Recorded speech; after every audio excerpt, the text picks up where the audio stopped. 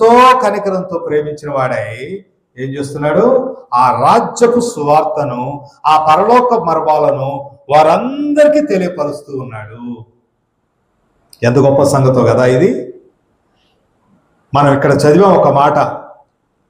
ఈ మాటలంట తెలుసుకోవాలని, ఈ మాటలు వినాలని ఎంతో మంది అనేక ప్రవక్తలు 17వ వచనంలో నీతిమంతులు మనం చూసే వాటిని, ఆనాడు వారు చూచిన వాటిని, విన్న వాటిని చూడాలని వినాలని ఎంతో వారు ఎదురు చూశారంట, ప్రయాసపడ్డారంట. కానీ వారి సమయంలో వాళ్ళు వినలేకపోయారు, చూడలేకపోయారు. కానీ ఆ ధన్యత ఎవరికి వచ్చింది? అన్నాడు ఆ ప్రజలకు వచ్చింది. మెస్సయ్య వస్తున్నాడు, రక్షకుడు వస్తాడు. ఆయన గొప్ప సంగతులను, పరలోక సంగతులను మనకు బయలుపరుస్తాడు. గొప్ప అద్భుతాలు, సూచక్రియలు ఆయన మన మధ్యలో జరిగిస్తారని ఆనాటి ప్రజలు ఎంతో ఎదురు చూశారు. యెషయి 750 సంవత్సరాల పూర్వం ఆయన బోధిస్తూ వచ్చాడు. ఆయన తర్వాత ప్రవక్తలందరూ ప్రవచించారు, ఆయనకు ముందు ప్రవచించారు. అబ్రహాము కూడా ఆ రక్షకుడు కోసం ఎదురు చూస్తూ వచ్చాడు. కానీ ఎవరికి భాగ్యం వచ్చింది? ఆనాడు యేసుక్రీస్తు యొక్క ఆ శరీరధారిగా ఉన్నటువంటి ఆ దినాల్లో నివసించినటువంటి ఇజ్రాయెల్ ప్రజలకు వచ్చింది. కానీ వారు ఆ ధన్యతను ఏం చేశారు? గ్రహించక, అనుభవించక, ఆస్వాదించక కోల్పోయారు. కానీ మనం ధన్యులం. ఎందుకని? ఆయన ఎక్కడో పుట్టాడు, 1000 సంవత్సరాల పూర్వము, 1000 కిలోమీటర్ల దూరం. కానీ నేడు మనం ఇక్కడ ఆయన ఘనమైన నామాన్ని, పరిశుద్ధ నామాన్ని, ఆయన పరిశుద్ధ సన్నిధిని, ఆ పరలోక సన్నిధిని మనం అనుభవిస్తున్నాము. ఆయన నామంలో మనం రక్షించబడ్డాం, ఆయన నామంలో మనం పిలువబడ్డాం, ఆయన నామంలో ఆ పరలోకపు దాసులుగా, ఆ పరలోక పట్టణానికి ప్రతినిధులుగా, రాయబారిగా ఈ భూలోక వాసులకు సువార్త చేసే పరిచర్య, ఆ భాగ్యాన్ని దేవుడు మనకిచ్చాడు. హల్లెలూయా. ఇది ఎంత గొప్ప భాగ్యమో కదా. దేవుడు మనల్ని ప్రేమిస్తున్నాడు కాబట్టే ఆయన ఏం చేశాడనంటే, ఎడవబడినటువంటి దూరంగా ఉన్నటువంటి మన చెంతకు ఆయన వచ్చాడు. ఆయన సముద్రం మీదకి వచ్చాడు. ఆయన చిన్న పడవలో ఉన్నాడు అన్నప్పుడు ప్రతి వ్యక్తిలోనికి రావడానికి ఇష్టపడుతున్నాడు. సముద్రంలో, అంత పెద్ద సముద్రం మీద ఈ పడవ ఎంతది? అవునా? ఆ పడవెంత? ఆ పడవలో ఆయన కూర్చున్నాడు అన్నప్పుడు, ఆ పడవలో ఎవరు కూర్చున్నాడు? ప్రభువైన యేసు కూర్చున్నాడు. ఆ ప్రభువైన యేసుక్రీస్తు ఎవరు? ఆయన ఈ మహా సృష్టిని కలగజేస్తున్న వాడు. తన నోటి మాటతో ఈ మహావిశాలమైనటువంటి విశ్వాన్ని చేసినటువంటి వాడు. కలుగును గాకంటే కలిగింది. ఆయన చేతితో సమస్తాన్ని నిర్మించుకున్నవాడు, సమస్తాన్ని చక్కపరిచినవాడు. అటువంటి మహోన్నతులైనటువంటి ఆకాశ మహాకాశములను పట్టజాలనటువంటి ఆ దేవుడు ఎక్కడ వచ్చాడు? ఇప్పుడు మన జీవితాల్లోనికి, మన కుటుంబాల్లోనికి ఆయన రావడానికి ఇష్టపడ్డాడు. మన జీవిత ఓడలో, మన జీవిత నావలో, మన జీవిత కుటుంబంలో ఆయన మన మధ్యలో ఉండడానికి, ఆ పరలోక సంగతులను, ఆ పరలోకపు విషయాలను, ఆ పరలోకంలో మన కోసమైనటువంటి ఆ మహిమైశ్వర్యాలను మన జీవితాల్లో తీసుకురావడానికి ప్రభు ప్రేమిస్తున్నాడు. మనతో ఉండి మనకు బోధిస్తున్నాడు. అవన్నీ ఇవ్వడానికి ఆయన ఎంతో ఆసక్తి, ఇష్టాన్ని వ్యక్తం చేస్తున్నాడు. ఈ విషయాన్ని మనం గ్రహించాలి. అయితే ప్రభు ఇక్కడ ఆ పరలోక మర్మాన్ని మనకు ఈ రీతిగా బయలుపరుస్తూ ఉన్నాడు. ఇది మనం గ్రహిస్తూ ఉన్నాం. 1 నుంచి 23 వచనాల్లో ఉన్నటువంటి ఆ యొక్క ఉపమానాన్ని మనం చూస్తే, ఈ ఉపమానం ఏంటి? ఇతువాని ఉపమానం. The parable of sower. ఇత్తుమాని ఉపమానం. ఈ ఉపమానంలో మనం గ్రహించేది ఏంటంటే, గ్రహించాల్సింది ఏంటంటే, మనం తెలుసుకొని మలుచుకోవాల్సింది ఏంటంటే, what kind of soil is your heart. ఇక్కడ యేసుక్రీస్తు ప్రభు ఆయన 4 రకాలైనటువంటి నేలల గురించి మాట్లాడుతూ ఉన్నాడు. 4 రకాలైనటువంటి నేలల గురించి మాట్లాడుతున్నాడు. ఆ 4 రకాలైనటువంటి నేలలు 4 రకాలైనటువంటి హృదయాలకు సాదృశ్యంగా ఉన్నాయి. ఏం చేస్తున్నవి? 4 రకాలైనటువంటి నేలలు. That 4 soils represents the 4 types of hearts. 4 రకాలైనటువంటి హృదయాలను సూచిస్తున్నవి. అక్కడ ఇత్తువాడుగా ప్రభువైన యేసుక్రీస్తు ఉన్నాడు. దేవుని వాక్యం బోధించువారు ఉన్నారు. కాబట్టి ఈ సమయమందు మనం వాక్యం వినేటప్పుడు జ్ఞాపకం చేసుకోవాల్సింది ఏంటంటే, నా హృదయము ఎటువంటి సారం కలిగి ఉంది, నా హృదయం అనే నేల ఏ రీతిగా ఉన్నది అని మనం గ్రహించాలి. దేవుని ఎదుట నా హృదయము ఏ రీతిగా ఉంది. ఇక్కడ ప్రభు ఆయన బయలుపరుస్తూ వస్తున్నట్టుగా ఆయన ఏం చేశాడంటే, ఇదిగో కొన్ని హృదయాలు నేను వాక్యాన్ని బోధిస్తూ ఉంటే, ప్రకటిస్తూ ఉంటే, ఆ పరలోక మర్మాలను నేను వారి మధ్య విశదీకరంగా నేను ఉపమాన రీతిగా మాట్లాడుతూ ఉంటే, కొన్ని హృదయాలు ఎంతో కఠినంగా ఉన్నవి, కొన్ని హృదయాలు నమ్మలేకపోతున్నవి, నాలో నేను చెప్పే మాటల్లో ఆ పరలోకపు సత్యాల్లో నమ్మకం ఉంచలేకపోతున్నవి. మరి కొన్ని హృదయాలు చూస్తే ఎన్నో భారభరితమైనటువంటి విషయాలతో ఆ హృదయము నింపబడి పట్టబడి ఉన్నది. మరి కొన్ని హృదయాలు చూస్తే అవి వినేవిగా ఉన్నవి, గ్రహించేవిగా ఉన్నవి, తర్వాత ఫలించే హృదయాలుగా ఉన్నవి అని ప్రభువైన యేసుక్రీస్తు తానే ఎత్తువాడుగా ఉండి, తానే ఆ వాక్యపు విత్తనాలను ఇత్తేవాడుగా ఉండి ఆయన ప్రకటిస్తూ ఉన్నాడు. ఆ వాక్యం, ఆ సీడ్ ఏంటి, ఆ విత్తనం ఏంటి అని అంటే, the seed is the word of God. ఆ యొక్క విత్తనం ఏంటంటే జీవపు విత్తనం, జీవాన్నిచ్చే విత్తనం. అదే దేవుని యొక్క వాక్యము, శక్తి కలిగినటువంటి వాక్యము, ప్రభావం కలిగినటువంటి వాక్యము, జీవింపజేయు వాక్యము, పరలోకానికి మనలను తీసుకెళ్ళు వాక్యము, దేవుని ఎదుట ఆ యొక్క మహాభయంకరమైనటువంటి ధవళ సింహాసనపు తీర్పు నుంచి మనలను తప్పించే వాక్యము. అటువంటి వాక్యాన్ని ప్రభువే ఏం చేస్తున్నాడనంటే మన జీవితాల్లో ఎత్తుతున్నాడు. నేడు బైబిల్ ద్వారా ఎత్తుతున్నాడు, ప్రసంగాలు మనం వింటున్నప్పుడు ఎత్తుతున్నాడు, తర్వాత ప్రార్థనా కోటాల్లో ఎత్తుతున్నాడు, బహిరంగ సువార్తల్లో కోటాల్లో ఎత్తుతున్నాడు. మన కుటుంబంలో వాక్యాన్ని మనం వింటున్నప్పుడు దేవుడు మన హృదయాల్లో ఎత్తడానికి ప్రయాసపడుతున్నాడు, ప్రయత్నిస్తున్నాడు. కాబట్టి దేవుని సన్నిధిలో ఈ వాక్యాన్ని వింటున్నటువంటి మనం ఏం చేయాలి? మనల్ని మనం పరిశీలన చేసుకోవాలి. వర్తమానం వింటున్నప్పుడు ఏం చేయాలి? పరిశీలన చేసుకోవాలి. నేను ఎటువంటి హృదయాన్ని కలిగి ఉన్నాను? What kind of soil I have? నా యొక్క హృదయం అనే నేల ఏ రీతిగా ఉన్నది, దేవుని ఎదుట నా హృదయము ఏ రీతిగా ఉన్నది అంటూ మనం పరిశీలన చేసుకోవాలి. ఇక్కడ మనం చదివినట్టుగా 11వ అధ్యాయంలో 4వ వచనం 19వ వచనం మనం చదివితే, 4వ వచనం 19వ వచనం, వాడు విత్తుచుండగా కొన్ని విత్తనములు త్రోవ పక్కన పడెను, పక్షులు వచ్చి వాటిని మృంగివేసెను. అలాగే 19వ వచనం, దాని భావాన్ని ఇక్కడ మనం చూస్తున్నాం.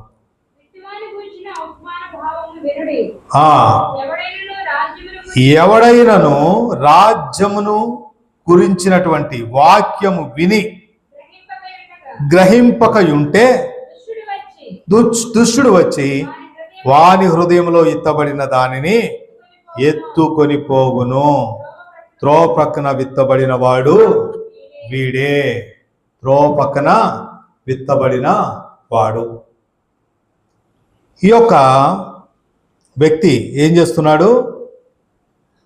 ఎంతో జనరస్ పర్సన్ అన్నమాట ఇతను. ఈ యొక్క పొలములో విత్తనాలు ఇత్తుతున్నటువంటి ఈ యొక్క వ్యవసాయదారుడు ఎంతో దయగలిగి ఆయన ఏం చేస్తున్నాడంటే, విత్తనాలు ఫలించాలి అని, విత్తనాల్లో శక్తి ఉందని, విత్తనాల్లో జీవం ఉన్నదని ఆయన ఇత్తుతూ వెళ్తున్నాడు. ఎక్కడ ఇత్తుతారు? సహజంగా మంచి నేలలో ఇత్తుతారు, దాన్ని చేతితో తీసుకెళ్ళి ఇత్తుతారు. కానీ ఈయన గుప్పిళ్ళతో తీసుకుని ఇత్తుతా పోతున్నాడు. అవి ఎక్కడ పడతా ఉన్నాయో కూడా నేను చూడకుండా ఆయన ఇంకా ఎత్తుతున్నాడు. ఎందుకంటే ఆయన దగ్గర విస్తారమైన విత్తనాలు ఉన్నాయి, కావలసిన విత్తనాలు ఉన్నాయి.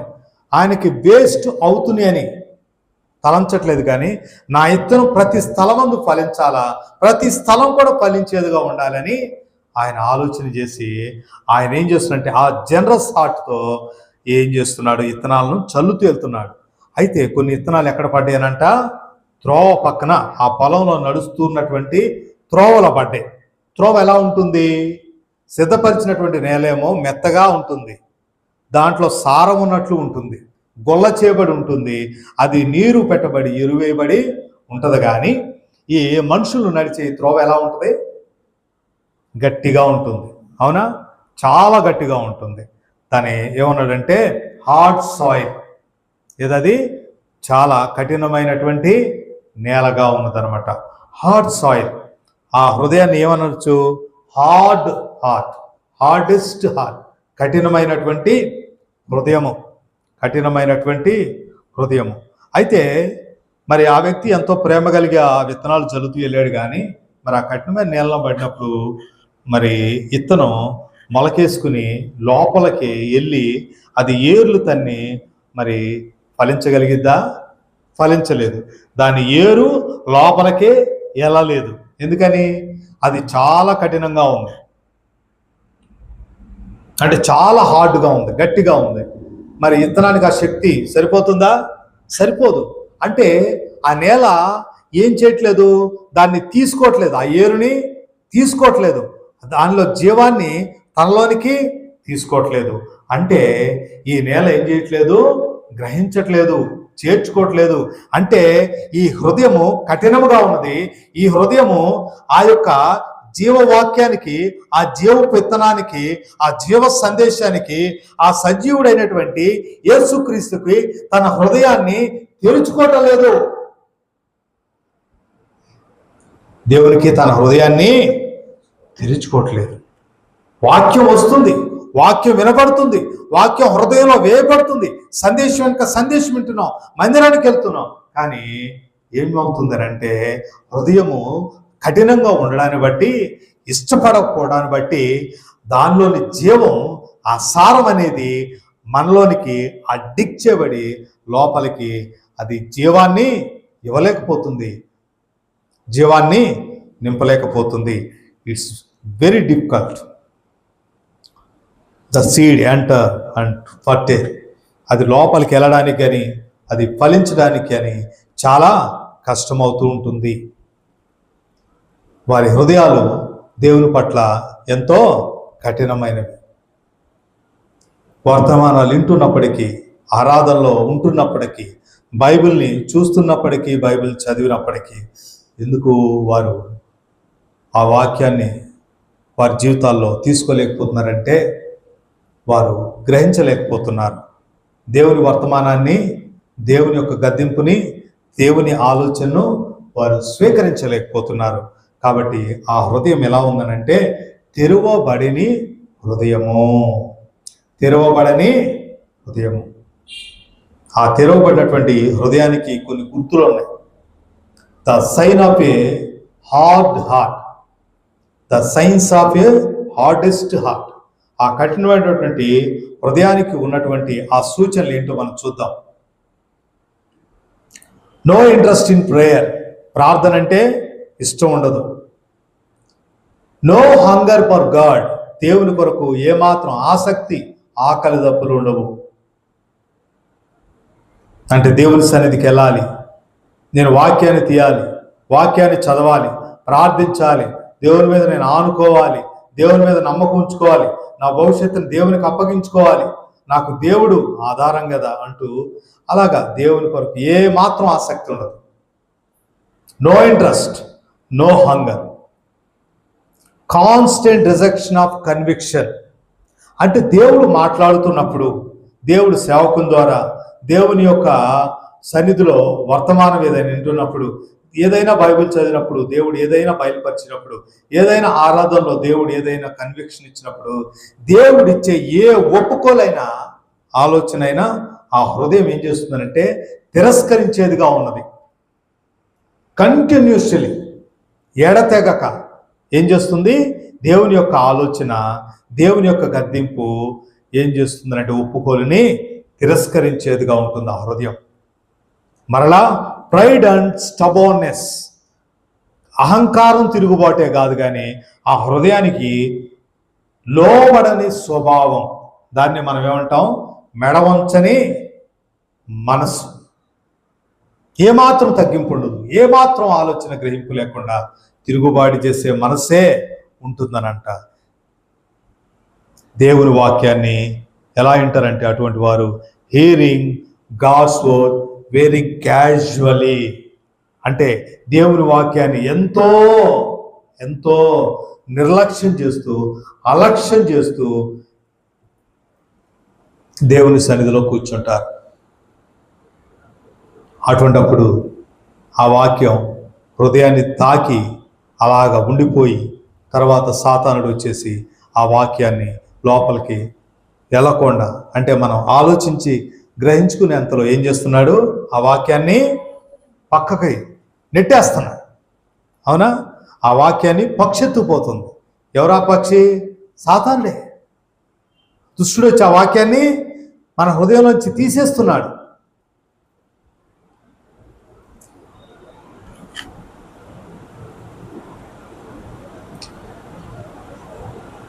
వాక్యం దేవుని సన్నిధిలో మాట్లాడుతున్నప్పుడు కూడా వారి హృదయాలంట ఎక్కడో ఉంటాయి. వారు ఇక్కడే ఉంటారు ఫిజికల్గా, కానీ శరీరం ఎక్కడ ఉంటుంది? హృదయాలు ఎక్కడెక్కడో తిరుగుతూ ఉంటుంది.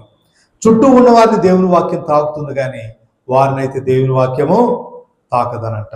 ఇది మనం గ్రహించినప్పుడు ఎలా ఉంటుందనంటే, పెద్ద వర్షం పడినా సరే బండ మీద వర్షం పడిద్ది, కానీ దాని లోపలికి చుక్క కూడా ఇంకదు.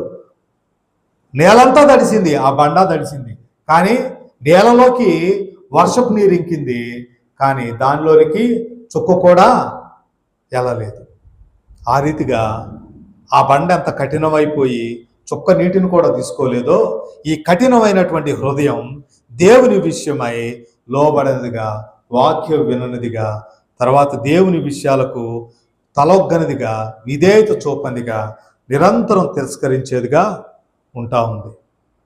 కాబట్టి మనం దేవుని యొక్క సన్నిధానంలో ఏం చేయాలనంటే పశ్చాత్తాపడాల. మన హృదయాన్ని పశ్చాత్తాపం అనే నాగలితో దున్నుకోవాల.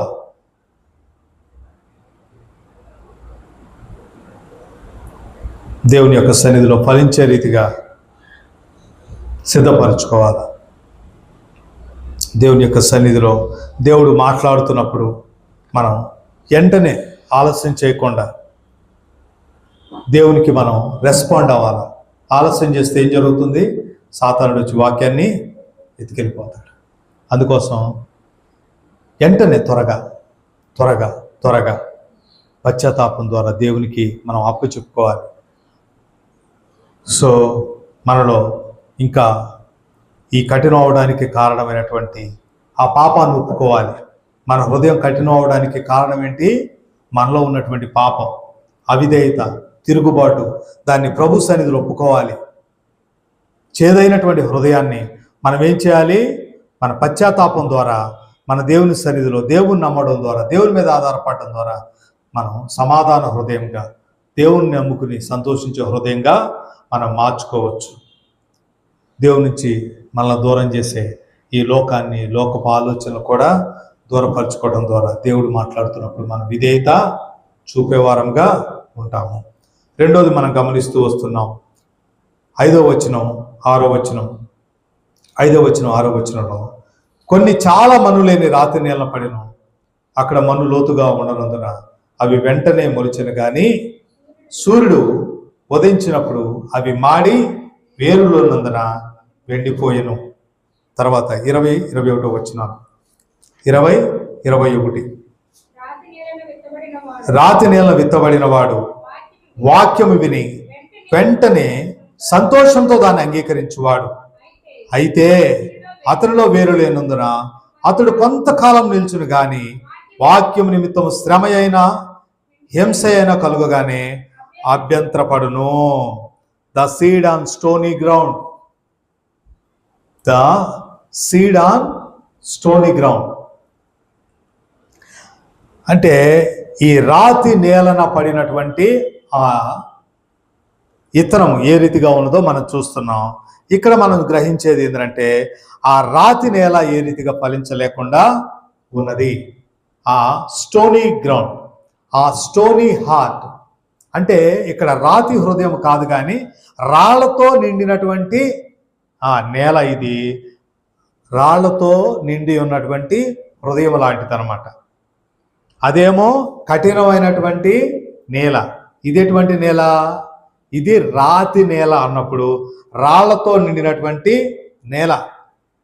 ఈ నేల బయటకి పైకి మట్టి నేలగానే ఉంది, కానీ తొవ్వి చూస్తే లోపల ఏమన్నాయి? రాళ్లతో నిండి ఉన్నది. అందుకే దీన్ని ఏ గ్రౌండ్ అన్నాం? స్టోనీ సాయిల్, రాళ్లతో నిండినటువంటి నేల. మరి ఈ వ్యక్తి ఎలా ఉన్నాడనంట? వాక్యం ఉన్నప్పుడు ఎలా ఉన్నాడు? సంతోషిస్తున్నాడు, అంగీకరించేవాడుగా ఉన్నాడు. అయితే అంటూ అక్కడ ఆరంభమైంది సమస్య. అయితే అన్నప్పుడు మనల్ని ఎక్కడ మనం చూసిన 6వ వచనంలో, సూర్యుడు ఉదయించినప్పుడు వేరు లేనందున ఏమవుతుంది? ఆ యొక్క చెట్టు, ఆ ఇత్తనంలో నుంచి వచ్చినటువంటి మొక్క ఎండిపోతుంది అని ఇక్కడ రాస్తా ఉన్నాడు. This person receives the word emotionally and enthusiastically. అంటే ఆ వ్యక్తి ఎంతో భావోద్వేగాలతో దేవుని వాక్యాన్ని తన ఫీలింగ్స్తో స్వీకరిస్తున్నాడు, సంతోషంతో. ఇదిగో నేను దేవుని వాక్యాన్ని వింటున్నాను, ఇదిగో దేవుని వాక్యం చదువుతున్నాను, దేవుని మందిరానికి వెళ్తున్నాను, ఆరాధనలో నేను పాల్గొన్నాను, ఎంత గట్టిగా నేను పాడుతున్నాను చూసావా. అంతట్లో ఏముంది? Emotion, feeling. కానీ అవి హృదయంలో నుంచి, ఆత్మలో నుంచి పూర్ణ అంగీకారంతో వస్తున్నాయా అన్నప్పుడు అది ప్రశ్నార్థకంగా ఉంది. కానీ సమయం దాన్ని బయలుపరుస్తూ ఉంది. సమయం దాన్ని బయలుపరుస్తూ ఉంది. అది ఏ రీతిగా అంటే మనం చూస్తున్నాం. ఇక్కడ ఏమంట? అయితే శ్రమ కలుగగానే, ఏంటంట? శ్రమ కలిగినప్పుడు అతడు ఏమవుతున్నాడు? సూర్యుడు ఉదయించగానే వేరు లేనందున ఎండి మాడిపోయెను. అయితే శ్రమ, హింస, అభ్యంతరం కలిగినప్పుడు వాక్యము నిమిత్తం, దేవుని నిమిత్తం ఏమవుతున్నాడు? దేవునిలో నుంచి తొలగిపోయి దేవునికి దూరం అవుతున్నాడు. ఇటువంటి వారి స్వభావం ఎలా ఉంటుందంటే, ఇటువంటి హృదయం యొక్క స్వభావం ఎటువంటిదనంటే, వారికంట బ్లెస్సింగ్స్ అంట కావాలంట. They want the blessings without sacrifice. అర్థమవుతుందా?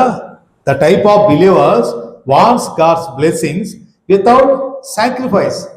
వారి జీవితాలు ఎటువంటి త్యాగం, సమర్పణ దేవుని కోసం చేయరు. కానీ దేవుని నుంచి ఏం కావాలంటే వారికి దేవుని ఆశీర్వాదాలు కావాలా, దేవుడు ఇవ్వాలా. ఆ రీతిగా ఉంటారు. రెండవదిగా చూస్తే they wants crowns but without crosses. Cross అని దేనికి సూచనగా ఉంది? గుర్తుగా ఉంది? శ్రమకి. అవునా? శ్రమకి, కష్టానికి, నష్టానికి అది సూచనగా ఉంది. మా జీవితాల్లో శ్రమలు వద్దండి, మా జీవితాల కష్టాలు వద్దండి, మా జీవితాలు మేమేమి నష్టపోం, దేవుని కోసం ఎటువంటి నిర్ణయాలు చేయం. కానీ మా జీవితాల్లోనికి దేవుని వల్లనైనటువంటి దేవుని ఆశీర్వాదం, ఆయన యొక్క మహిమైశ్వర్యంగా దేవుడే మాకు ఇస్తున్నట్టుగా మా మీద కిరీటం పెట్టాలా, దేవుడు మమ్మల్ని ఆశీర్వదిస్తున్నట్టుగా అంటారు. కానీ దేవుడు వాగ్దానం చేసింది ఏంటంటే, ఎవరైతే శ్రమలో నిలిచి ఉంటాడో దేవుడు వారికి జీవ కిరీటాన్ని వాగ్దానం చేశాడు. శ్రమలో కూడా దేవునితో ఉండాలా, శ్రమలో కూడా దేవుని వెంబడించాలా, శ్రమలో కూడా దేవుని సన్నిధిలో, దేవుని సంఘంలో ఉండాలా, దేవుని సేవా పరిచయంలో కొనసాగితే వారికే జీవ కిరీటం అని యాకోబు పత్రికలో దేవుడు వాగ్దానం చేయలేదా? వారికి ఇంకేం కావాలంటే they wants miracles without commitments. దేవుని కోసం ఎటువంటి నిబద్ధత, నిర్ణయం వారు చేయరు, ఏ కమిట్మెంట్ ఉండదు. కానీ ఏం కావాలంటే వాళ్ళకే దేవుడు అద్భుతాలు చేయాలి, వారి జీవితాల్లో అద్భుతాలు చేయాలి. అద్భుతాలు దేవుడు ఎవరికి చేస్తారు? ఎవరైతే కమిటెడ్ పీపుల్ ఉన్నారో దేవుని కొరకు, వారి జీవితాల్లోనే అద్భుతాలు చేస్తాడు, వారి కొరకు అద్భుతాలు చేస్తాడు, వారు ప్రార్థిస్తే అద్భుతాలు చేస్తాడు. విశ్వాసం లేకుండా, దేవుణ్ణి నమ్ముకోకుండా, దేవుణ్ణి ఆధారం చేసుకుండా, దేవుని కొరకు త్యాగపూర్తమైనటువంటి సమర్పణ కలిగిన జీవితాన్ని జీవించకుండా, సిలువని, శ్రమని కూడా ప్రభువా నీ కొరకు నేను ఆహ్వానిస్తున్నాను, నా జీవితంలో నేను నిన్నే ప్రేమిస్తా, నిన్నే నేను ఇష్టపడతాను, నిన్నే నేను కోరుకుంటాను అంటూ మనం ముందు లేకుండా కమిట్మెంట్తో వెనకాల ఉంటూ శ్రమకి, త్యాగానికి, సమర్పణకి మనం దేవుడి నుంచి అద్భుతాలు ఊహిస్తే దేవుడు చేయడు. ఎందుకంటే దేవుడు కోరుకుంటున్నాడు మన హృదయాన్ని. మొదట దేవుడు మన హృదయాన్ని గెలవాలనుకుంటున్నాడు. మన హృదయాన్ని సారవంతమైనటువంటి నెలగా ఆయన మార్చాలనుకుంటున్నాడు. ఇప్పుడు దేవుని సన్నిధిలో మన వాక్యం వింటున్నప్పుడు మనం జ్ఞాపకం చేసుకోవాలి, నా హృదయం దేవుని ఎదుట ఏ రీతిగా ఉన్నది, ఎటువంటి హృదయపు నేల నాలో ఉన్నది, ఎటువంటి హృదయపు నేల నాలో ఉన్నది. నిజంగా నేను నా ఫీలింగ్స్, ఎమోషన్స్ నేను నమ్ముతున్నానా, లేదంటే దేవుని ఆయన వాక్యాన్ని నేను నమ్ముకుంటున్నానా అన్నట్టు మనం ఎప్పుడు కూడా పరిశీలన చేసుకోవాలి. మన ఫెయిత్ అనేది doesn't depends upon our feelings and emotions, but beyond rooted in God and his word. దేవునిలో, ఆయన వాక్యంలోనే మనం నమ్మకం ఉంచాల. మనం చూస్తూ ఉంటాం, ఆ పొలాల్లోకి వెళ్ళినప్పుడు కొన్ని చెట్లు భలే మనం చూసినట్టుగా కూడా ఉండవు, అప్పటికప్పుడు ఎదుగుతాయి. అసలు భలే పూలు ఉంటాయి. అది చూసినప్పుడు ఎంత అందంగా ఉందో ఈ పువ్వు. ఆ సూర్యుడు ఉదయించినప్పుడల్లా ఆ పువ్వు అసలు మెరిసిపోతూ ఎంత మంచి రంగులతో మెరుస్తూ ఉంటుందో కదా. ఆ చల్లటి గాలి దాని మీద వీస్తూ ఉంటే అది ఎంత అందంగా ఉంటుందో. అలా దాన్ని తాకాలనిపిస్తుంది. కానీ అది ఎక్కువ రోజులు కనపడిద్దా మనకి? మరలా ఇంకొక సమయంలో సూర్యుడు ఎంతో మండుతూ ఆయన ఎండ వచ్చినప్పుడు ఏరు లోతుగా లేదు కాబట్టి అదేం చేస్తుందంటే ఎండి చచ్చిపోతుంది. అదే సూర్యుడు దాని జీవానికి కారణమవుతున్నాడు కొంతకాలం. కానీ ఆ సూర్యుడు ఆయన తేజస్సుతో ఆయన మండుతున్నప్పుడు ఏమవుతుందంటే ఆ యొక్క సూర్యరశ్మికి అది జీవించలేక చనిపోతుంది. ఎందుకు? దాని ఏరు లోతుగా లేదు, దాని ఏరు లోతుగా లేదు. అందుకే ప్రభు అన్నాడు, శ్రమ, హింస కలిగినప్పుడు ఆ హృదయం నాలో నుంచి, నా మీద నుంచి తొలగిపోయేదిగా ఉంది. కానీ ప్రభు యేసుక్రీస్తు మన నుంచి కోరుకుంటున్నాడు ఏంటంటే, ఏ పరిస్థితి అయినా నన్ను నమ్ముకోండి అంటున్నాడు. మనం ఏ రీతిగా నమ్ముకోవాలంటే, మన యొక్క విశ్వాసం అనేది శ్రమల్లో కూడా సర్వైవ్ అయ్యేదిగా ఉండాలి. అంటే ఆయన నమ్ముకుని నిలిచేదిగా ఉండాలి.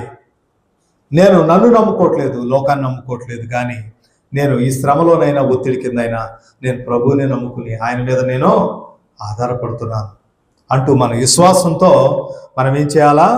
సాక్ష్యం ఇచ్చేవారుగా ఉండాలా. నిజమైనటువంటి విశ్వాసం ఎక్కడ ఎదుగుతుందో తెలుసా? నిజమైనటువంటి విశ్వాసం యొక్క ఏర్లు రహస్య స్థలంలోనే కదా ఉంటవి. చెట్టుకి ఏర్లు ఎక్కడన్నా మనం పైన చూస్తున్నామా? ఏ చెట్టుకైనా ఏర్లు పైన చూస్తామా? ఏర్లు ఎక్కడుంటాయి చెట్టుకి? ఏర్లు ఎక్కడుంటాయి చెట్టుకి? లోపల, భూమి లోపల కనబడతాయి? కనబడవు. లోతుగా వెళ్ళి ఏరు తన్ని అవి దానికి జీవం ఎక్కడ దొరికిద్దో, నీరు ఎక్కడ దొరికిద్దో, ఆ యొక్క ఆ మట్టిలోని ఆ జీవం ఎక్కడి నుంచి వస్తుందో అక్కడి నుంచి తెచ్చుకుని ఏరు ద్వారా కాండంలోనికి తెచ్చుకుని అలాగా చెట్టు ప్రతి కొమ్మలోనికి, ఆకులోనికి తీసుకువెళ్ళి ఫలించేదిగా ఉంటుంది. అలాగే నిజమైనటువంటి విశ్వాసి యొక్క ఆ యొక్క నిజ జీవితం, విశ్వాస జీవితం ఎక్కడ ఆరంభమవుతుందంటే కనబడిన ఏరులాగే రహస్య స్థలంలోనే, ఇంటిలో, గృహంలో, మన రహస్య గదిలో మన యొక్క విశ్వాస జీవితం అనేది ఆరంభమవుతుంది. ఏ రీతిగా అవుతుంది అనంటే, మనం ప్రార్థించడం ద్వారా, దేవుని సన్నిధిలో వాక్యాన్ని చదవడం ద్వారా, దేవుని యొక్క సన్నిధిలో ఉపవాసం ఉంటూ దేవుని యొక్క సన్నిధిలో దేవుని స్తుతిస్తూ ఆరాధించడం ద్వారా, దేవుడు ఏదైనా మాట్లాడితే మనం విధేయత చూపడం ద్వారా, అంతేకాదు దేవుడు మాట్లాడినప్పుడు నమ్మకం ఉంచి పట్టుదలతో కనిపెట్టుకుని ఆధారం చేసుకుని దేవుణ్ణి మన విశ్వాసంలో కొనసాగడం ద్వారా మనం బలమైనటువంటి, మన శక్తివంతమైనటువంటి సాక్ష్యం ఇచ్చే మనం క్రైస్తవుడిగా, క్రైస్తవురాలిగా మనం బలంగా ఎదగవచ్చు. చెట్టు బలంగా ఎదిగిందనంటే దాని యొక్క వేళ్ల మీదే ఆధారపడే ఎదిగింది. బలంగా, లోతుగా వేరు తన్ననటువంటి చెట్టు ఏది కూడా పైకి ఏపుగా ఎదగదంట. అవునా? మనం పెద్ద పెద్ద చెట్లు, ఆకాశంలోనికి వెళ్తున్న దేవదారు చెట్లు మొదలుకొని, మన అశోక్ చెట్లు మొదలుకొని, ఇంకా ఏదైతే చెట్లు మనం చూస్తున్నామో అది తిన్నగా అంత పైకి వెళ్ళింది అంటే దాని యొక్క వేర్లు లోతుగా, అంతే లోతుగా కిందకి వెళ్తుంది. కొన్ని గాలి వానలకు పడిపోయే చెట్లు ఉంటాయి. ఆ చెట్టు ఏళ్ల యొక్క ఆ సహజ స్వభావం ఏంటంటే అవి లోతుగా వెళ్ళవు, కానీ పక్కనే అవి విస్తరిస్తూ ఉంటాయి. అందుకే పెద్ద తుఫాను గాలి వస్తే దెబ్బకి అవి నేల కూలిపోతున్నాయి. అర్థమవుతుందా? కాబట్టి మన విశ్వాసం ఎలాగ బలం పొందాలి, ఎలాగ మనం బలమైనటువంటి క్రైస్తవులంగా మార్పు చెందాలి అని అంటే మన యొక్క రహస్య ప్రార్థన.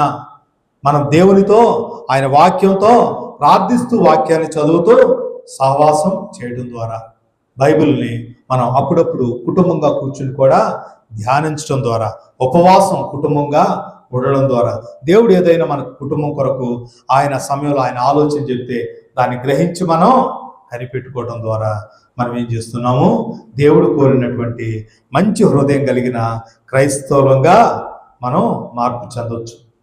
కాబట్టి మనం ఏం చేయాలా? మన హృదయం అనే నేలలో ఉన్నటువంటి ఆ యొక్క రాళ్ళు ఏంటో గ్రహించాలా. అర్థమవుతుందా? అవేంటివి? కఠినంగా ఉన్నవి, అడ్డుబండగా ఉన్నవి, అభ్యంతరంగా ఉన్నవి, పాపంగా ఉన్నవి, అవేంటో గ్రహించాలా. అవి తీసేసుకోవాలి. పశ్చాత్తాపం ద్వారా ఏం చేయాలి? అవి తీసేసుకోవాలి. తీసేసుకొని ఫలించే నేలగా మన రహస్య స్థలంలో మనం ఈ రీతిగా ప్రార్థించడం ద్వారా, మన దేవుని సన్నిధిలో ఉపవాసం ఉండడం ద్వారా, మన విధేయత చూపడం ద్వారా, పట్టుదలతో కనిపెట్టుకుని వాక్యాన్ని వాగ్దానాన్ని పెట్టి మనం దేవుని సన్నిధిలో ప్రార్థించడం ద్వారా మనం అద్భుతాలు చూడగలుగుతాం. దేవుని యొక్క కార్యాలనే చూడగలుగుతాం. దేవుడు మనలను బలపరుస్తాడు. దేవుడు తానే సాక్ష్యం ఇస్తాడు. దేవుడు మనకు నెత్తిన కిరీటాన్ని పెడతాడు ఒకరోజు. తర్వాత మూడవదిగా మనం చూస్తున్నాం 7వ వచనం, 3వ నెల మనం చూస్తున్నాం 7వ వచనం. కొన్ని ముండ్ల పొదలో పడెను, ముండ్ల పొదలో ఎదిగి వాటిని అణచి వేసెను. తర్వాత 22వ వచనం. ముండ్ల పొదలో విత్తబడిన వాడు వాక్యం ఇరువాడే గాని హైక విచారము ధనమోసమును ఆ వాక్యమును అణచివేయును గనక వాడు నిష్ఫలుడగును. వాడు కూడా ఫలించని వాడుగా ఉన్నాడు. ఎవడి వ్యక్తి అనంటే ముండ్ల పొదల్లో ఎత్తబడినటువంటి ఆ వాక్యం అనే ఆ ఇత్తనం పడినప్పుడు ఫలించని వాడుగా ఉన్నాడు. చూసారా? ముండ్ల పొదలు ఉండడాన్ని బట్టి ఆ హృదయం అన్నమాట. దీన్ని ఎటువంటి సాయిల్ అనొచ్చు? The soil with thorns. ముండ్ల పొదలతో ఉన్నటువంటి హృదయము. ఈ యొక్క ఇత్తనం ఎక్కడ పడిందంట? The seed among the thorns.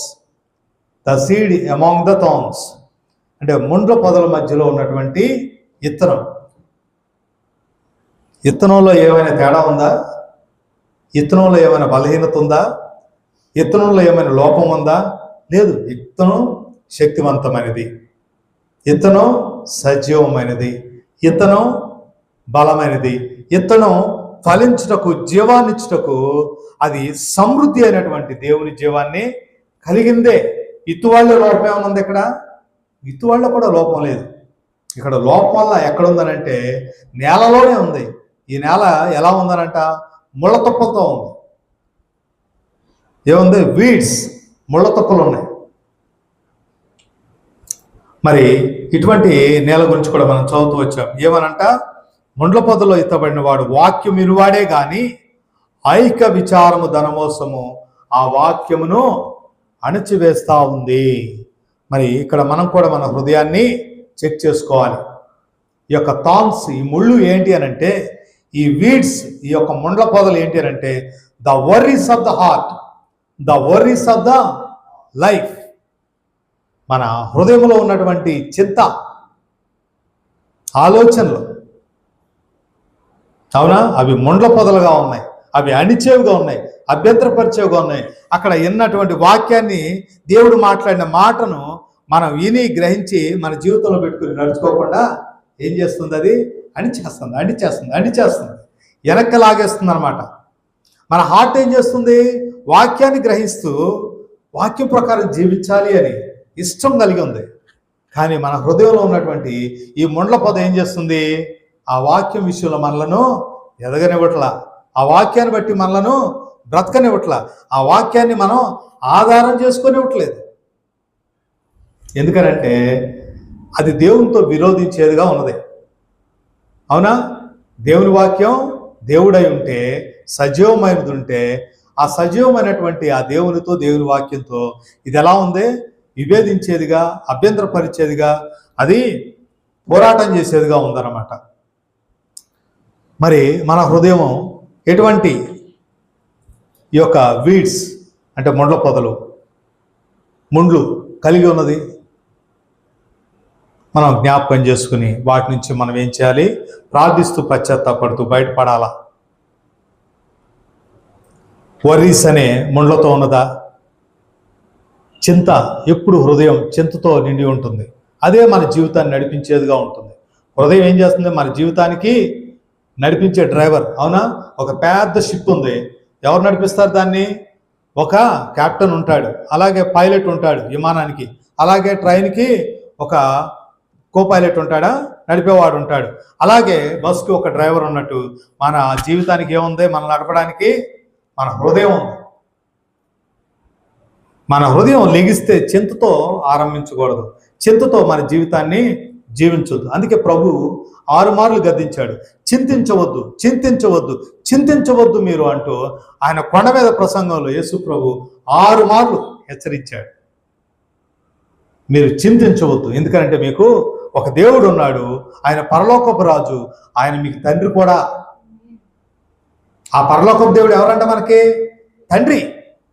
మరి తండ్రి నీకుంటే, ఆయన మహారాజు అయి ఉంటే నువ్వు ఎందుకు చింతపడతావు అన్నాడు.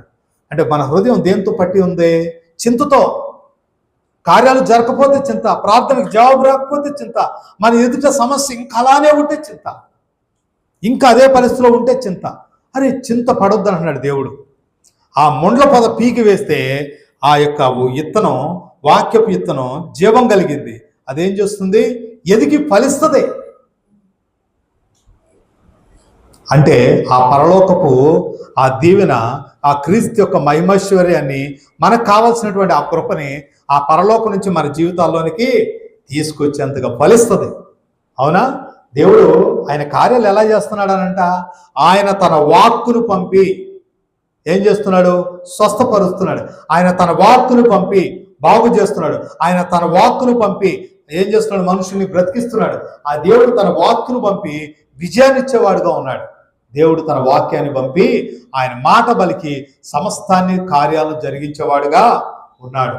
అందుకనే పరలోకం నుంచి దేవుని మాట భూమి మీదకి వచ్చి అది తన కార్యాన్ని నెరవేర్చకుండా అది ఒంటిగా లేకుంటే వ్యర్థంగా ఆయన దగ్గరికి ఎన్నడూ పోదంట. మరి ఆ మాట గురించే కదా దేవుడు ఇక్కడ మాట్లాడుతున్నాడు. ఆ మాటనే కదా మన హృదయాల్లో ఎత్తాలనుకుంటున్నాడు దేవుడు. దేవుడి కార్యాలు నెరవేర్చే వాక్యాన్ని ఎత్తాలనుకుంటున్నాడు. కానీ మన హృదయం దేంతో పట్టబడిందంటే ముండ్లతో పట్టబడింది. మన హృదయం ముండ్ల పొదలతో నిండి ఉండి దేవుణ్ణే విభేదిస్తుంది, అభ్యంతరంగా ఉంది, ఆటంకంగా ఉంది దేవుని కార్యాలకు ఫలించుకో. సంపదల కోసం ఆశించే హృదయాలుగా అవి ముండ్ల పొదలు, అవే చింతలు, సంపదలు. తర్వాత ఓన్లీ డిజైర్స్ అంటే ఈ యొక్క లోకం కోసం ఆశలు, ఈ లోకాన్ని అనుభవించాలని, ఈ లోకంలో జీవించాలని, ఈ లోకంలో ఉన్నదంతా నేను జుల్లుకోవాలంటూ ఈ లోకం వైపు తన హృదయాన్ని పెట్టేసుకుని నింపుకునే వారికి ఉన్నారు. అలాగా లోకం అనే ఈ యొక్క డిస్ట్రాక్షన్ కూడా వచ్చేసి ఒక ముండ్ల పొదలాగా ఎదిగి దేవునికి మనకు మధ్య ఒక అడ్డుగోడ అయిపోయింది. అవునా కదా? ఈరోజు సోషల్ మీడియా అనేది ఏంటి? ఒక అడ్డుగోడ. నాకెంతో పశ్చాత్తాపం ఉంటుంది. ఫోన్ పట్టుకుంటూ ఒక్కొక్కసారి 2 గంటలు పట్టుకుంటాం. ఏదో దేవుని కోసం చూసినట్టుగా, లోకాన్నే తెలుసుకున్నట్టుగా, అది నాకేదో ఉపయోగపడుతుందని చూస్తే చివరికి ఏ ప్రయోజనం ఉండదు. అదంతా వ్యర్థం. ఒక ముండ్ల పొదలా గెలిచింది. మళ్ళీ ఏం చేయాలి? పట్టుకుని దాన్ని బీగేయాలి. అప్పుడు కానీ దేవుని విషయాలు స్పష్టంగా అర్థం అవట్లా. అది అడ్డుబండగా ఉంది, ఆటంకంగా ఉంది, అది ఒక గోళ్ళలా గట్టు ఉంది. మరి ఎన్ని గంటలు ఫోన్తో మనం గడుపుతున్నాం? అది ఒక ముండ్ల పొదే కదా, అది ఒక ముల్లే కదా. అవును కదా? మోడర్న్ థాట్స్ ఏంటి? మోడర్న్ థాట్స్ ఏంటి అంటే ఇప్పుడు అంటే అభివృద్ధి చెందినటువంటి ఈ లోకంలో మనం మాట్లాడితే social media addiction, love of money, డబ్బులుంటే సమస్తం మనకు ఉంటుంది, అవునా? మనీ మేక్స్ మెనీ థింగ్స్ అన్నట్టు డబ్బే సర్వస్వం, డబ్బే సమస్తం అన్నట్టు డబ్బుతో ఏదైనా చేయొచ్చు. డబ్బు ఉంటే కదా ముందు, తర్వాత దేవుడు భక్తి అనంటూ ఏం చేస్తున్నాం అంటే ఈ డబ్బు శక్తికి, సాతాను చేతులు ఉన్నటువంటి ఆ యొక్క అధికారానికి మనం పూర్తిగా బలహీనమై లోబడిపోయాం, అవునా? కాబట్టి దేవుని సన్నిధానంలో మనం ఆలోచన చేయాలి. దేవుడు స్పష్టంగా ఆయన వాక్యాన్ని వినిపిస్తున్నప్పుడే మనం లోబడాలా, మన విధేయత చూపాలా. మన హృదయంలో ఉన్నటువంటి ఆ యొక్క ముళ్ళేంటి, ఆ యొక్క ముండ్ల తుప్పలేంటి మనం గ్రహించాలా. గ్రహించేసి అవి తొలచాలా. అవి పశ్చాత్తాపం ద్వారా ప్రభు సన్నిధిలో దుఃఖపడుతూ మనం అవి తీసేసుకోవాలి. దేవుని వాక్యానికి చోటు ఇవ్వాలి, దేవుని ఆత్మకు చోటు ఇవ్వాలి. ఆ వాక్యం మనలో ఫలించాలని పరిశుద్ధాత్మ మీద ఆధారపడాలా. పరిశుద్ధాత్ముడు ఆయన కార్యం చేస్తాడు. ఆ రీతిగా మన హృదయము ఫలించేది ఉంది. చివరి యొక్క మాటను మనం జ్ఞాపకం చేసుకుందాం. చివరి మాటను మనం జ్ఞాపకం చేసుకుందాం. 8వ వచనం. కొన్ని మంచి నేల పడి ఒకటి 100 ఒకటి 60 ఒకటి 30 ఫలించెను. 23వ వచనం. దాని భావాన్ని మనం చూస్తున్నాం. మంచి నేలను విత్తబడిన వాడు వాక్యం విని గ్రహించువాడు, అటివారు సఫలై ఒకడు 100 ఒకడు 60 ఒకడు 30 ఫలించును. The good soil, the seed fell on good soil. ఈ హార్ట్ ఎలా ఉంది? మంచి హృదయంగా ఉన్నది. ఈ నేల ఎలా ఉన్నది? మంచి నేల, ఫలించే నేలగా ఈ యొక్క హృదయము ఉన్నది. ఈ హృదయము ఉన్నది, మంచి నేలగా ఉన్నది. ఆ నేలలో పడినటువంటి ఈ విత్తనం ఏ రీతిగా ఉందనంటే 100 60 30 ఫలిస్తూ ఉన్నది, అవునా? అంటే ఇది ఎవరిని సూచిస్తుంది? వాక్యాన్ని వినేవారు, వాక్యాన్ని గ్రహించేవారు. గ్రహించడం అంటే దానికి విధేయత చూపుతూ, దానికి లోబడుతూ జీవించేవారు. వాక్యం దానిపైన అది చేసుకుంటూ ఫలిస్తూ మనల్ని లోబర్చి దేవునికి అప్పగిస్తున్నప్పుడు మనం దేవునికి అప్పగించుకుని ఆయన పనిచేస్తున్న కొలది, ప్రభా నువ్వు నా నుంచి పనిచేయి, నా జీవితం కొరకు పనిచేయి, నీ ఉద్దేశాల మేరకు పనిచేయి, నన్ను నేను పూర్తిగా నీకు అప్పగించేసుకుంటున్నా అన్నటువంటి విధేయత చూపు హృదయము, ప్రభువునే నమ్ముకున్నటువంటి హృదయము. అర్థమవుతుందా? తర్వాత దీనత్వం కలిగినటువంటి హృదయముగా ఆ నేల ఉన్నది, ఆ హృదయము ఉన్నది. అటువంటి సిన్సియర్ హంబుల్ హార్ట్ దేవుడు కోరుకుంటున్నాడు. కాంట్రైట్ అండ్ ఒబీడియంట్ హార్ట్ దేవుడు మనలను అడుగుతున్నాడు. విరిగి నలిగిన హృదయము, విధేయత చూపు హృదయాన్ని ప్రభు మన నుంచి కోరుకుంటున్నాడు. అటువంటి హృదయమే దేవుని వాక్యాన్ని వినడానికి ఇష్టపడుతుంది, దేవుణ్ణి ఆరాధించడానికి ఇష్టపడుతుంది, దేవుని ప్రార్థించడానికి ఇష్టపడుతుంది. రహస్యంలో దేవుని సన్నిధిలో వాక్యాన్ని వినడానికి, వాక్యాన్ని ధ్యానించడానికి, ఉపవాసం ఉండడానికి, దేవుని నుంచి ఏదైనా విన్నప్పుడు విధేయత చూపి దాన్ని బట్టి నడుచుకోవడానికి ఆ హృదయం అంట విధేయత కలిగి నడుచుకునేదిగా ఉంటుంది. ఎక్కడ నడుచుకుంటుంది? రహస్య స్థలంలోనేమో దేవుని సన్నిధిలో ఉంటుంది, బయట ప్రపంచంలోనేమో విధేయత దీనత్వం కలిగి దేవుని నమ్మి ఆధారం చేసుకుని అది జీవించే హృదయంగా ఉంటుంది.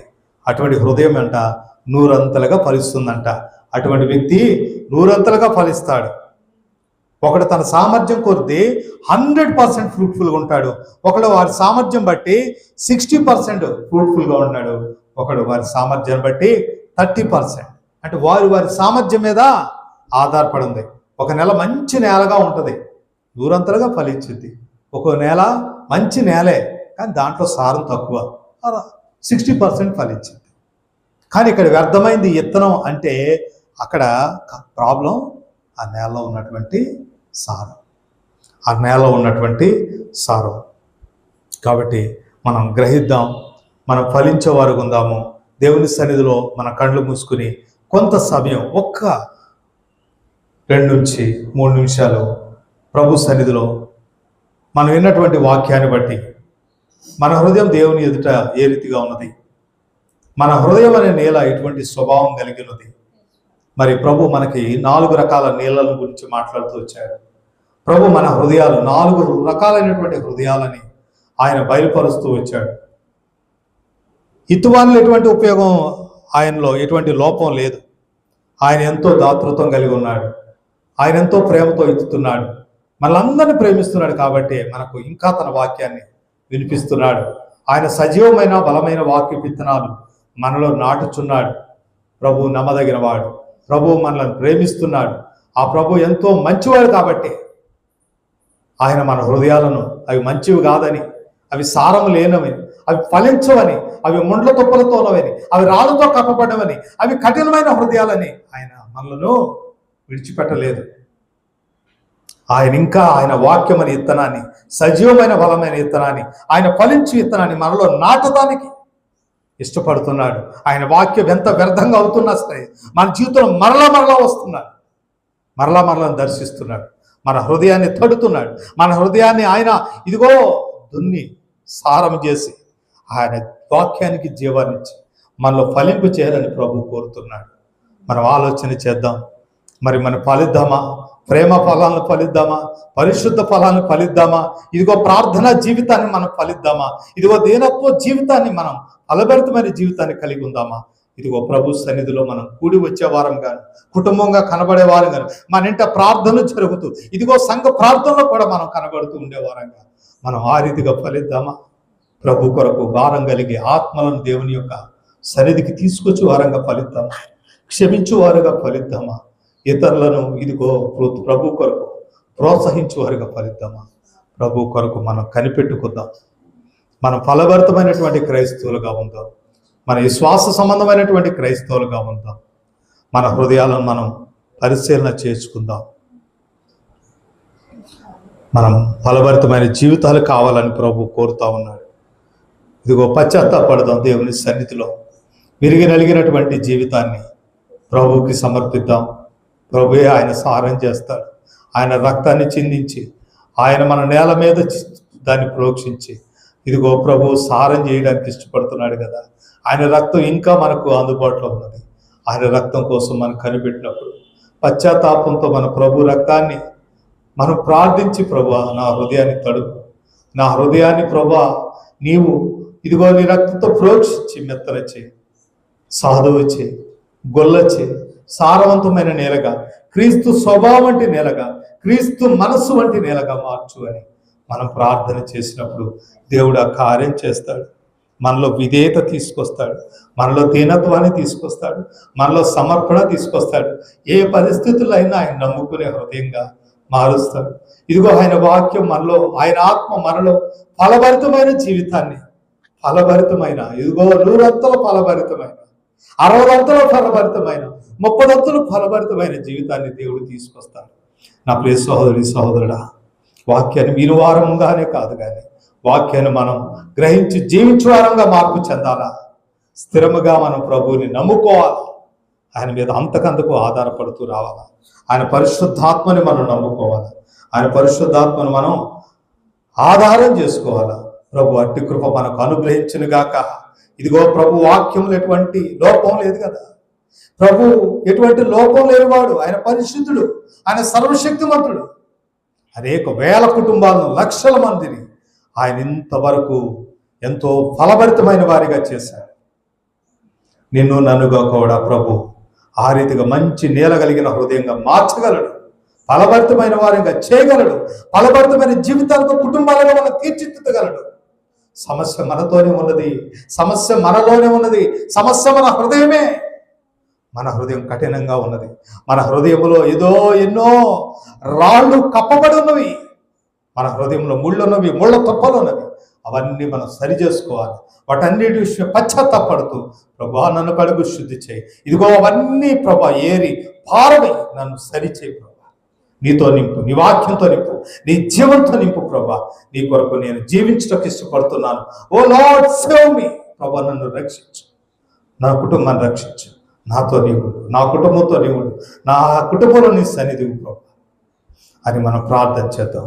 పరిశుద్ధుడా నా తండ్రి, ఓ పరలోకమందున్న దేవ, మా కుటుంబాల్లో నీ కార్యం చేస్తున్నామని స్తుతిస్తున్నాం ప్రభా. మా హృదయాన్ని మారుస్తున్నామని స్తుతిస్తున్నాం. మా జీవితాల్లో మీ కార్యాలను బట్టి స్తుతించి కృతజ్ఞతావందనాలు తెలియజేస్తున్నాం. మీ వాక్యం మాలో ఫలభరితంగా పనిచేయగలరు. మీ పరిశుద్ధాత్మ ద్వారా, మీ వాక్యపు శక్తి ద్వారా మా వాక్యములు నా ప్రభా మా హృదయాలను సరిచేస్తూ సారం చేస్తూ మీ జీవంతో నింపుతూ ఫలించమని ఫలభరితమైన హృదయాలను మార్చమని ప్రార్థన చేస్తున్నాం తండ్రి. ఆమేన్.